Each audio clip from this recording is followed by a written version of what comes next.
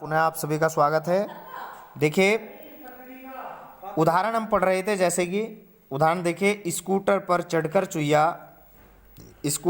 चढ़कर चुहिया करने निकली सैर सपाटा, चौराहे पर खड़ी पुलिस को खूब जोर से डांटा, ए डैम फूल हट जा आगे से, आती मेरी गाड़ी, दबकर नीचे मर जाएगा पागल मूर्ख अनाड़ी। इसको उदाहरण को सुन करके देखिए, ऑटोमेटिक हंसी का भाव आ रहा है कि चुहिया जो है वो स्कूटर पर निकलती है सैर करने और वह पुलिस को डांटती है और पुलिस को डैम फूल आदि बोलती है और उसको कहती है कि वह मेरे रास्ते से हट जाए, नहीं तो उसको पागल मूर्ख अनाड़ी आदि बोलती है।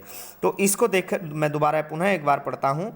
स्कूटर पर चढ़कर चुहिया करने निकली सैर सपाटा, चौराहे पर खड़ी पुलिस को खूब जोर से डांटा, ए डैम फूल हट जा आगे से, आती मेरी गाड़ी, दबकर नीचे मर जाएगा पागल मूर्ख अनाड़ी।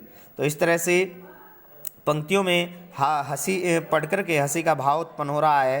तो प्रस्तुत पंक्तियों में हास्य रस है। अब हम इसका स्पष्टीकरण देखेंगे। हर उदाहरण का एक स्पष्टीकरण हम आपको समझा रहे हैं। देखिए, उदाहरण के बाद है उदाहरण, इसका स्पष्टीकरण है स्थायी भाव लिखेंगे हास। स्थायी भाव सबसे पहले स्पष्टीकरण में स्थायी भाव लिखते हैं। स्थायी भाव हास।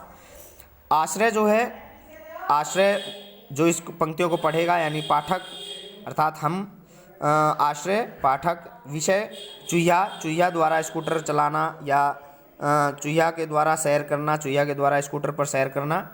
उद्दीपन विभाव में आ जाएगा पुलिस को डांटना, पुलिस को डैम फूल आदि बोलना, पागल मूर्ख आदि कहना, ये जो है उद्दीपन विभाव में आ जाएगा। अनुभाव के अंदर देखिए जो है आश्रय की हंसी, यानी जो आश्रय हंसता है, मुस्कुराता है, पेट हिलता है हंसते हुए, चेहरा खिल उठता है, इस तरह की जो प्रतिक्रियाएं होती है आश्रय की वो अनुभाव होती हैं। संचारी भाव में हर्ष, रोमांच, कंप, चपलता आदि जो है आते हैं। तो इस तरह से ये एक उदाहरण आपने सुना, इस उदाहरण को आप दोबारा सुनिए।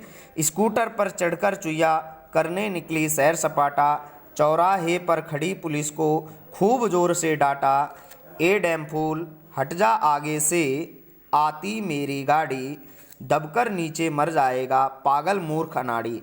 ये उदाहरण मैं आपको बोल कर के बार बार इसलिए सुना रहा हूँ ताकि आपको यह उदाहरण याद हो जाए। हास्य रस, प्रत्येक रस का एक उदाहरण आपको याद होना चाहिए, प्रत्येक रस का स्थायी भाव आपको याद होना चाहिए। अब देखिए इसका उदाहरण नंबर 2 सुनकर भी आपके अंदर हंसी का भाव पैदा होगा। देखिए, हाथी जैसी देह है, हाथी जैसी देह माने शरीर, हाथी जैसी देह है, गेंडे जैसी चाल, तरबूजे सी खोपड़ी, खरबूजे से गाल।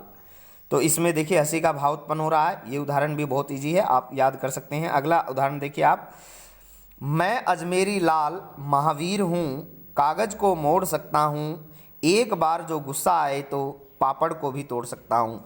देखिए, महावीर बता रहा है अपने आप को, जो इतना महावीर है कि वह कागज़ को मोड़ सकता है और जो है वो यदि उसे गुस्सा आ जाए तो पापड़ को भी वह तोड़ सकता है। तो इसमें भी हंसी का भाव उत्पन्न हो रहा है। तो यहाँ हास्य रस है।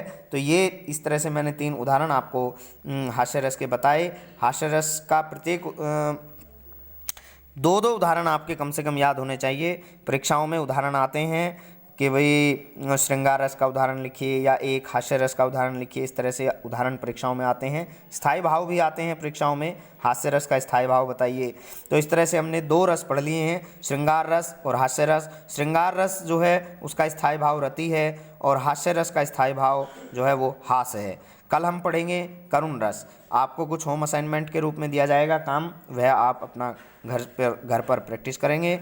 बहुत बहुत धन्यवाद।